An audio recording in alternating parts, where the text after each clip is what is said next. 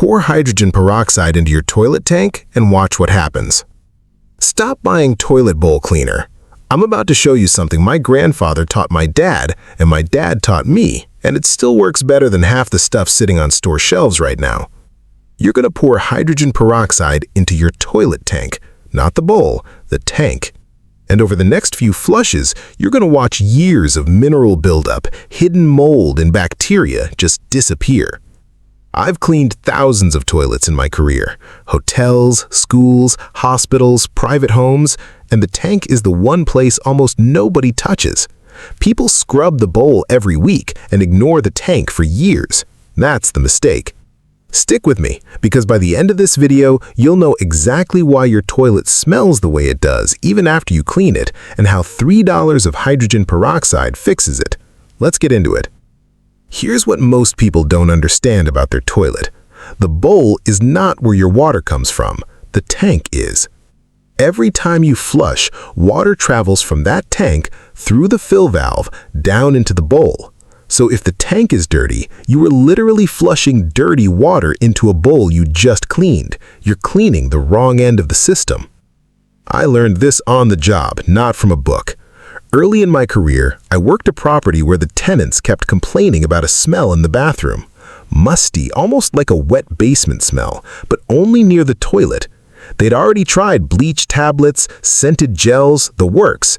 Nothing worked because nothing they used ever touched the tank. When I opened that tank lid, I understood why. The inside walls were coated with a dark, slimy film.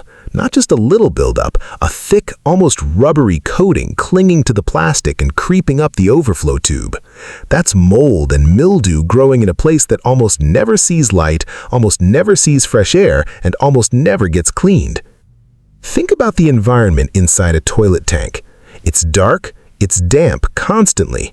The water sits there between flushes, sometimes for hours. That's basically a greenhouse for bacteria and mold. Add in minerals from hard water and you get buildup on every surface, the walls, the flapper, the fill valve, the overflow tube. All of that sits in the water that fills your bowl every single flush. This is why some toilets develop a ring around the bowl no matter how hard you scrub. People think it's a bowl problem. They reach for pumice stones, acid cleaners, scrub brushes with steel bristles. They attack the ring directly. But if the tank keeps feeding mineral-rich, bacteria-loaded water into that bowl every flush, the ring comes right back within a week or two. You're treating a symptom, not the source. There's also a smell factor most people miss completely. A clean-looking toilet can still smell off because the odor isn't coming from the bowl's surface, it's coming from organic buildup inside the tank components, especially around the flapper and the fill valve threads. Every flush pushes a little bit of that smell up and out. You can bleach the bowl all day and the smell keeps coming back because the source is upstream. And here's something that surprised even me the first few years on the job. Tank buildup doesn't just cause cosmetic and smell problems, it causes mechanical problems too. When mineral deposits build up around the flapper seat, the flapper doesn't seal properly. That means water leaks slowly from the tank into the bowl even when nobody flushes. You hear that faint hissing or refilling sound randomly throughout the day? That's often mineral buildup keeping the flapper from sealing tight. That's wasted water, and over a year, it adds real money to your water bill. So you've got three problems stacking on top of each other. Bacteria and mold growing in a dark, damp tank, mineral deposits hardening on every internal surface, and a system that keeps recontaminating your clean bowl every time you flush. Scrubbing the bowl harder doesn't fix any of that. You need to deal with the tank directly. Now let's talk about why hydrogen peroxide specifically works here, because not every cleaner is right for this job. Hydrogen peroxide is H2O2. It's water with an extra oxygen atom attached. That extra oxygen atom is unstable and it wants to break off. When it does, it creates an oxidizing reaction. In plain terms, that oxygen atom attacks organic material, mold, mildew, bacteria, biofilm, and breaks it down at a molecular level. It doesn't just cover up the problem or loosen it a little, it chemically breaks apart the stuff causing the problem. I've used bleach in tanks before, early in my career before I understood the downside. Bleach is harsh and it's effective against bacteria, but it's hard on rubber parts. The flapper in your tank, the seals around the fill valve, those are rubber or rubber-like material. Bleach degrades rubber over time. Use bleach in your tank regularly and you'll find yourself replacing flappers every 6 months instead of every few years. I've replaced more flappers than I can count on properties where the previous cleaning crew used bleach tablets non-stop. Hydrogen peroxide doesn't have that problem. It breaks down into water and oxygen. That's it. No harsh residue, no degraded rubber, no damaged seals. It's gentle on the components, but aggressive against organic buildup, which is exactly the combination you want for a part of your toilet you can't easily replace or repair on a Saturday afternoon. It's also genuinely effective against mineral buildup, though through a slightly different mechanism. Hydrogen peroxide loosens mineral deposits by breaking down the organic matrix that often binds mineral particles together. Hard water deposits rarely sit alone.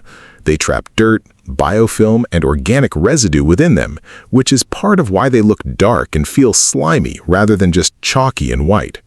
By dissolving that organic binding layer, hydrogen peroxide makes the mineral deposits easier to lift, scrub away, or flush out entirely. There's another reason I prefer hydrogen peroxide for tank work specifically. It's not a fume hazard. If you've ever mixed cleaning products without meaning to, you know how dangerous that can get. Bleach and ammonia-based cleaners create toxic fumes when combined, and tank work means working in a confined space with the lid off, leaning over an enclosed area. Hydrogen peroxide doesn't carry that same risk. You can work with it safely without worrying about ventilation the way you would with bleach. And practically speaking, it's already sitting in most people's medicine cabinets. The standard 3% hydrogen peroxide you buy at any pharmacy or grocery store is exactly what you need. You don't need a concentrated industrial version. You don't need to special order anything. 3%, the brown bottle, the same stuff you'd use to clean a cut, does the job here.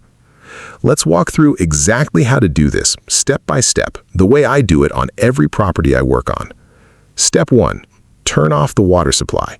Find the shutoff valve, usually located on the wall behind or beside the toilet near the floor. Turn it clockwise until it stops. This cuts off the water feeding into the tank so you're not fighting incoming water while you work. Step 2. Flush to drain the tank. Flush the toilet and hold the handle down so the tank empties as much as possible. You won't get it bone dry. There's usually a small amount of water left at the bottom around the flapper, but that's fine. Step 3. Remove the tank lid and inspect. Lift the lid off carefully and set it somewhere safe, like on a towel on the floor, not balanced on the back of the toilet where it can slide and crack. Take a real look inside. You're checking for that dark, slimy coating on the walls, mineral crust around the waterline, buildup on the flapper, and any discoloration around the overflow tube. This inspection matters because it tells you how aggressive you need to be in the next steps. Step 4. Pour in the hydrogen peroxide. Pour about 2 cups of 3% hydrogen peroxide directly into the tank. Don't dilute it. Pour it around the walls of the tank as you go, not just straight down into the bottom. You want it making contact with the sides where most of the buildup sits, not just sitting in a puddle at the base. Step 5. Let it sit. This is the step people rush, and it's the one that matters most. Let the hydrogen peroxide sit in the tank for at least 30 minutes. If the buildup looks heavy, dark coating, visible crust, let it sit for a full hour. The oxidizing reaction needs time to work through the organic material. Pouring it in and flushing 5 minutes later barely does anything. You're not cleaning on contact here. You're giving the chemistry time to break things down. Step 6. Scrub the interior.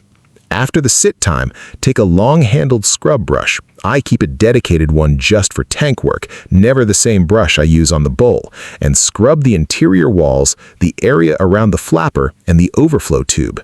You'll notice the buildup comes loose much easier than it would have before the peroxide treatment. Don't force it if something doesn't come off completely on the first pass. Heavy buildup that's been sitting for years sometimes needs 2 treatment rounds. Step 7. Pay attention to the flapper. While you're in there, lift the flapper and check the seat where it makes contact with the base of the tank. This is the #1 spot for hidden buildup because it's submerged constantly and rarely inspected. Wipe it down by hand if you need to. A cloth wrapped around your finger works well here since the brush often can't reach the underside properly. Step 8. Turn the water back on and flush the toilet 3 or 4 times in a row.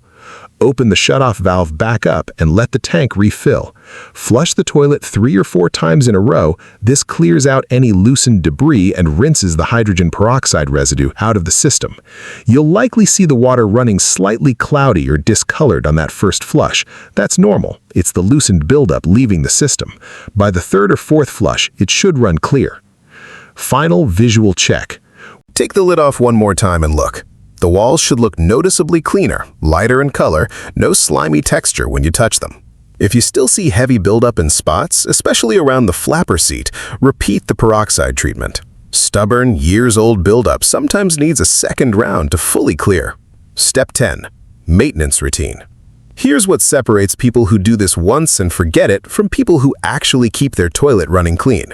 Do this hydrogen peroxide tank treatment once a month if you have hard water, or once every 2 to 3 months if your water is softer. You can tell your water hardness by how fast buildup reappears. If you're seeing crust again within a few weeks, you're dealing with hard water and need the more frequent schedule. A few extra notes from years of doing this professionally. First, don't use hot water with the hydrogen peroxide. Just pour it in at room temperature straight from the bottle. Heat speeds up the breakdown of hydrogen peroxide before it has a chance to work on the buildup, so you actually lose effectiveness, not gain it. Second, avoid mixing hydrogen peroxide with vinegar in the tank. Some people online suggest combining the two for a stronger reaction, but mixing them creates peracid acid, which is more corrosive and not something you want sitting against rubber components and metal fittings inside your tank. Keep it simple. Hydrogen peroxide on its own does the job without that risk. Third, if your toilet tank has a lot of metal components, like an older fill valve assembly with metal parts instead of plastic, hydrogen peroxide is still safe to use, but don't let it sit for more than an hour at a time. Extended exposure beyond that can start to affect certain metal finishes over a long period of repeated use. An hour per session, done monthly, is well within safe range.